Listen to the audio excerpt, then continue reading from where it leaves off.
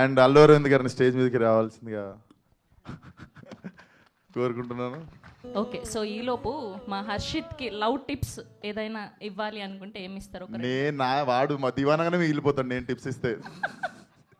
So మీ నుంచి అరవింద్ గారు ఇస్తారు మంచి tips. Okay, here we welcome our very own Allu Aravind garu to please join the stage and group. చెప్పండి sir, మీ first one side love story చెప్పండి sir. ఈరోజు మీ లవ్ స్టోరీ విందాం.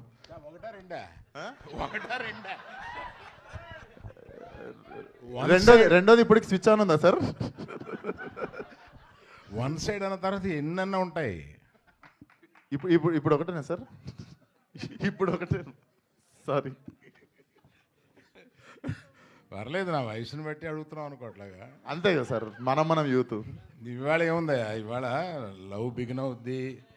2 జనం లేని సినిమాలకి వెళ్ళి, అంటే ఎక్కువ హిట్ కానీ కార్నర్ సీట్లో కూర్చొని ఆ తర్వాత 2 షాపింగ్లకి వెళ్ళి ఇవాళ లవ్ ఓయోలో ఎండ్ అవుతుంది. అంటే ఏంటి సార్, నాకు తెలియదు. ఇంత అరుస్తున్నారంటే తెలియలేదు. అంటే ఏంట్రా? ఒక గ్రూప్ పిక్చర్.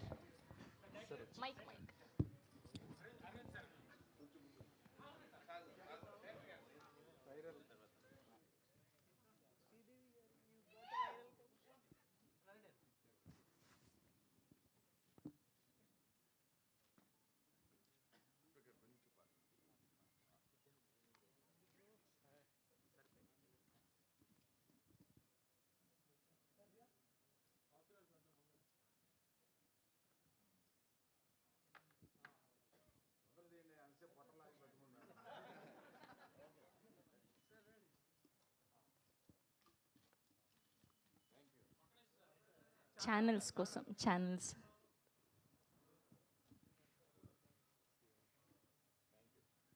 ఓకే, అండ్ ఇప్పుడు మా రియల్ మూవీ దివానా అల్లు అరవింద్ గారిని మాట్లాడవలసిందిగా రిక్వెస్ట్ చేస్తూ ఉన్నా. ఏ శ్రీకాంత్ ఏడి?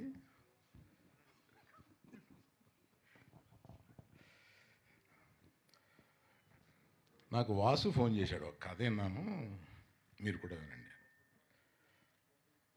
మామూలు 2 రోజులకు ఒకసారి 3 రోజులకు ఒకసారి వారంలో 1-2 కొత్త వాళ్ళు వచ్చి కథ చెప్పటం ఇది ఉంటుంది. సరే వాసు చేశాడు కదా అని రమ్మన్న. స్టార్ట్ టు ఫినిష్ 1.5 hour అదరగొట్టాడు. ఓ వీడెవడు రా కొత్తోడు ఇలా చెప్పాడు అని అనిపించి అంత ఎక్స్ప్రెషన్ ఇవ్వలేదు నేను. బాగుంది, బాగా చెప్పావు. ఎందుకంటే చెప్పడం వేరు, తీయడం వేరు. వీళ్ళు ఎలా తీస్తారో ఏంటో, మళ్ళీ ఎందుకు వచ్చిందని. సరే నేను మిగతాది వాసుతో మాట్లాడతాను. వాసుకి ఫోన్ చేసి ఒక 15-20 లక్షలు ఇద్దాం, ఒక సీను వాడు చెప్పిన దాంట్లో ఒక సీన్ చెప్తాం, క్రిటికల్గా అన్నీ వచ్చేటట్టుగా ఒక సీన్ ఏదైనా మీరు ఎంచుకుని అతన్ని తీయించి అది తీసుకుని వస్తే అప్పుడు డైరెక్టర్ కాదు చెబుదాం, అనవసరంగా ఇప్పుడు ఎందుకు రెచ్చగొట్టడం అని. అలాగే చేశారు. తీసుకొచ్చి నాకు వేసి చూపించారు, ఆయన తీసింది. Bang on. వీడు డైరెక్టర్ అయిపోతాడు అని అనిపించేలాగా, సారీ వీడంటున్నాను, ఇవాళ పెద్ద డైరెక్టర్ అయిపోతావు నువ్వు, అందుకని. చాలా బాగా తీశాడు. అన్ని ఎమోషన్స్ ఎంత బాగా తీయాలో అంత బాగా తీశాడు. చిన్న ఏ ఉన్నాయి ఇక్కడ అనవసరం. మిగతా అందరితోటి అంటే వాళ్ళని ఎంత ప్రాణం తీసేసి ఉంటాడో నాకు అర్థమైంది, ఇంక్లూడింగ్ హీరో. అంత బాగా చేయించాడు అంటే వాళ్ళ మీద ఎంత గ్రిప్ తోటి చేయించి ఉంటాడు, వాళ్ళని ఎంత హింస పెట్టి ఉంటాడు. పెట్టావా? నువ్వు చెప్పవా? హింస పెట్టాడా? ఆ పెర్ఫార్మెన్స్ రావాలంటే ఆ మాత్రం హింస పెట్టాలి బాబు, లేకపోతే అది రాదు. నువ్వు కూడా చాలా బాగా చేసావు, అందుకని చెప్తున్నా. ఫస్ట్ హర్షిత్ మామూలు ఇలా కనపడుతున్నాడు, సినిమాలో చెంచి వదిలేశాడు. క్లైమాక్స్లో మనకి కళ్ళ నీళ్ళు వచ్చేలా చేశాడు. అంత బాగా, అంత మంచి యాక్టరు. నాకు అంటే హైట్ తక్కువ వాళ్ళని అమీర్ ఖాన్ అంతడు అనిపిస్తుంది. అమీర్ ఖాన్కి హైట్ ఏం పెద్ద లేదు కదా. సో ఆల్ ది బెస్ట్, చాలా బాగా చేసావు. You got a long life. Vishwak నువ్వు ఎక్కడ పెట్టావు సార్ నీకెలా తెలుసు? అంటే మేము లైబ్రరీలో కలిసినాం సార్. అట్లాగా నువ్వు కూడా లైబ్రరీకి కూడా లైబ్రరీలో ఉన్నప్పుడు కలిసిన. నేను పుస్తకం చదువుతుండే, ఆయన అక్కడ టేబుల్ మీద పుస్తకం చదువుతుండే. భలే చదువుతున్నావు ఇట్రా అని చెప్పి పిలిచి. యా నిజమేనా ఇది? లైబ్రరీనా? టేబుల్ అంటే కలవడం వరకు నిజం. అంటే బాగోదని పబ్ని లైబ్రరీ అని చెప్తున్నారేమో డౌట్ వచ్చి అడిగాను. అట్లాగా, వెరీ గుడ్. ఇది క్యూటీ పొరి ఎంత చక్కగా ముద్దుగా ఉందో సినిమాలో. ఇప్పుడు కనపడేదానికన్నా ఇంకా చాలా బాగుంది సినిమాలో. చాలా బాగా చేసింది. நம்ம தமிழ் பொண்ணு இது, அங்கேருந்து வருது. Manimekalai, Sneha Manimekalai. So cute, very nice. You done a great job and you have got a good future in Telugu. தமிழில் நான் சொல்ல முடியாது. இங்கே உனக்கு நல்ல ஃப்யூச்சர் இருக்குது. அதெல்லாம் ஒத்துக்காத, பார்த்து ஒத்துக்கோ. సార్ ఈవిడకి కూడా ఇక్కడే తెలుగులో స్థిరపడిపోయి పెళ్లి చేసుకునే లక్షణాలు ఏమన్నా నేను కనిపిస్తుంది? కొంతమందికి friend చేశాను. చెప్పండి అలానే ఏదైనా. You act for 10 years here and get married to a Hyderabad man and settle here. So ఇక్కడ నాకు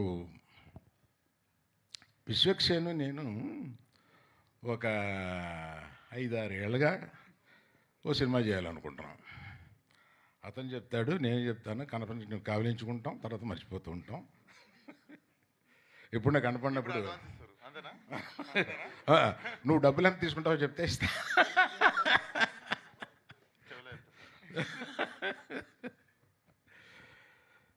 విశ్వక్సేన్ తోటి సినిమా చేయాలని ఉంటుంది. టైం రావట్లేదు, త్వరలో వస్తుంది, చేద్దాం. ఆలస్యమైన అమృతం. రెడీ.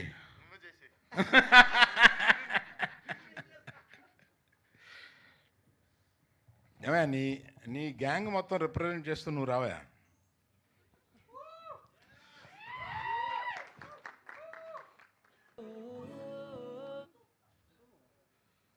అంటే ఆ దోస్తానా నువ్వు ఆ మోటార్ బైక్ మీద వెళ్ళి వాళ్ళందరినీ కొడుతుంటే అందులో దూకి ఎంత బాగా చేసావా. అందుకని thank you so much sir. అందుకని ఆ గ్యాంగ్ మొత్తానికి రిప్రజెంట్ చేస్తూ నిన్ను ఇక్కడ చూడడానికి ఇంత డీసెంట్గా ఉన్నావు కదా, అక్కడ అచ్చు పోకి అట్లా ఉన్నావు. జస్ట్ క్యారెక్టర్ సార్, నేను నిజంగా డీసెంట్ సార్. నిజంగా క్యారెక్టర్లో నేను ఇక్కడ చూసి ఆశ్చర్యపోయాను. నేను అక్కడెక్కడో అక్కడ చూశాను, కానీ తర్వాత ఈ క్యారెక్టర్ చూసిన తర్వాత నేను చూడడం ఇప్పుడే చూస్తున్నా. ఇంత డీసెంట్గా ఉన్నాడు. అలాగా అతను చాలా షాబీగా చూపించారు సినిమాలో. క్యారెక్టర్ అది క్యారెక్టర్ సార్.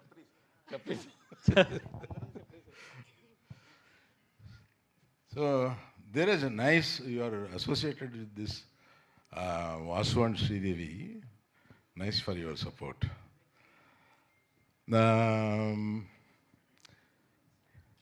ఏమయ్యా, నేను డైరెక్టర్ తర్వాత ఇంటరాక్ట్ అయింది ఎక్కువ మ్యూజిక్ డైరెక్టర్ తోటి. ఆ రోజు మన ఇద్దరు అనుకున్న, నేను ముందు తెల్లపోరి సాంగ్ వదలవయా అంటే శ్రీదేవిని వాసు కాదు లవ్ సాంగ్ వదులుదాం అన్నారు. ఆ తెల్లసూరి సాంగ్ వదలగానే పీక్ అయింది. బాగుంది. నైస్ జాబ్ చూశాను నేను. తర్వాత మీది ఇప్పుడు చూస్తుంటే అర్థమైంది, కలర్ కరెక్షన్స్ అయిపోయినట్టున్నాయి. చాలా బాగా చేశారు, బాగుందండి. So now I have to tell about Sridevi and Vasu. మీరిద్దరండి. మాకు ఆహాలో ఒక 6 సంవత్సరాల పైనే కదా మాకు జర్నీ ఉంది.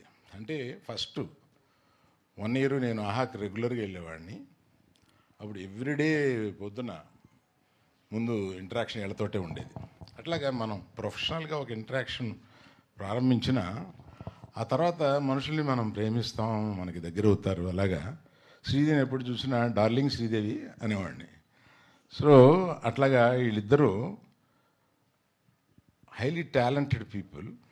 ఆ తర్వాత వీళ్ళని ఈ సినిమా తీసుకుని చేయమని చెప్పి అడిగాను. వీళ్ళు ఈ సినిమాని తీసుకుని చాలా శ్రద్ధగా, కొంచెం ఎక్కువ ఖర్చు పెట్టాడు, దాన్ని ఏం అనలేదు కూడా నేను. చాలా బాగా దీన్ని ఎగ్జిక్యూట్ చేసి పగలు రాత్రుళ్ళు ఈ సినిమా మీద ఉండి ఈ సినిమాని ఇంత బాగా తీర్చిదిద్దినందుకు I should congratulate you both. Right. ఇంకెవరి గురించి చెప్పడం మర్చిపోయినామనుకోకండి. మెయిన్గా నేను మీడియా వారికి రిక్వెస్ట్ ఏంటంటే, ఈ లవ్ స్టోరీ చాలా సున్నితంగా ప్రారంభమయ్యి మన హృదయాల్లోకి చొచ్చుకుని వెళ్ళిపోయే ఒక లవ్ స్టోరీ. డీసెంట్గా ఉంటుంది, ఎక్కడ ఇండీసెన్సీ ఉండదు. ఇటువంటి సినిమాలు జనరల్గా మీరు చాలా బాగా ప్రమోట్ చేస్తూ ఉంటారు. So my request to media is to please promote this film. You will feel proud of it. Aravind గారు ఒక విషయం గుర్తు చేయమన్నారు. విశ్వక్సేన్ గారికి ఒక క్వశ్చన్ అడుగుతానని. ఆయన ఎప్పుడు పెళ్లి చేసుకుంటారని. మర్చిపోయాను. విశ్వక్, ఇప్పుడు ఇన్ని లవ్ స్టోరీ ఎప్పుడన్నా చెప్పిరా సార్, హీరోయిన్ రాగానే నీకు తెలుగుండి చేసుకుంటారు అని పక్కన తెలుగుండి ఎవరికైనా చూపించిరా సార్ మీరు? చూపించిరా సార్ మీరు? సరే, ఎప్పుడు పెళ్లి చేసుకుంటున్నావు? నేను చూడగానే ఏమన్నాను? నేను ఎవరిని చేసుకోవాలో చెప్తున్నారు, నన్ను మాత్రం ఎప్పుడు చేసుకుంటావు అని అడుగుతున్నా మీరు? నేను ఏమన్నాను చూడగానే, ఏంటి ఇదివరకన్నా చాలా గ్లామరస్గా తయారయ్యావు, ఏంటి స్కిన్ టోన్ మారిపోయి ఏంటి ఇలా అయిపోయావు అంటే, లేదు సార్ 1 ఇయర్గా తిండి గిండి మార్చేసేసి నేను అలా ఫిట్గా అవ్వాలని అనుకున్నాను, మనం చూసి ఛానల్ అయింది కదా, మనం రికగ్నైజ్ చేశారని ఆనందపడ్డావు. ఇలా ఇంత బాగా రెడీ అవ్వడం ఎందుకు? ఒక అమ్మాయి కోసం కదా. ఎవరు అమ్మాయి? చెప్పండి. వాళ్ళకేమో ఎవరిని చేసుకోవాలో చెప్తారు, నన్ను మాత్రం ఎప్పుడు పెళ్ళి అని అడుగుతారు. అది కూడా చెప్తే ఇంకా పోయి కట్టేస్తా సార్. మరి దిల్సుఖ్ నగర్లోనే చూడు ఉన్నారు, నాకు తెలుసు. నీకు ఎందుకు దిల్సుఖ్ నగర్ నుండి జూబ్లీ హిల్స్ వస్తే మళ్ళీ దిల్సుఖ్ నగర్ పంపిస్తారా నన్ను? So thank you very much. Thank you sir. Sir, మీరు ఫస్ట్ ఎవరితో చూసారు ఒక రొమాంటిక్ ఫిలింని? ఇలాంటి ఒక ప్యూర్ లవ్ స్టోరీని చూసింది ఎవరితో? ఇప్పుడు ఆ పేరు చెప్తే బాగోదు కదా. వాళ్ళకి మనవలు కూడా మనవరాళ్ళు కూడా ఉన్నారు. అందుకని ఫస్ట్ చూసింది మామూలు ఇందాక చెప్పాను కదా, ఫెయిల్ అయిన సినిమాకి చివరి సీట్లో కూర్చొని చూస్తామని. అలాగే ఒక హిందీ సినిమా చూశాను. Okay, thank you so much. మీ దృష్టిలో ప్రేమ అంటే ఏంటి? ఇది చాలా క్లిష్టమైన పరిస్థితి. ఇంట్లో మా ఇంట్లో వాళ్ళు ఏమన్నా. ఓకే, సో ఇప్పుడు అల్లు అరవింద్ గారు ఆయన దృష్టిలో ప్రేమ అంటే ఏంటి అన్నది చెప్పబోతున్నారు. ఏమీ లేదు. అయ్యో sir, thank you so much Aravind గారు, థ్యాంక్ యూ విశ్వక్ గారు, thank you so much for gracing our event, thank you so much Dheeraj.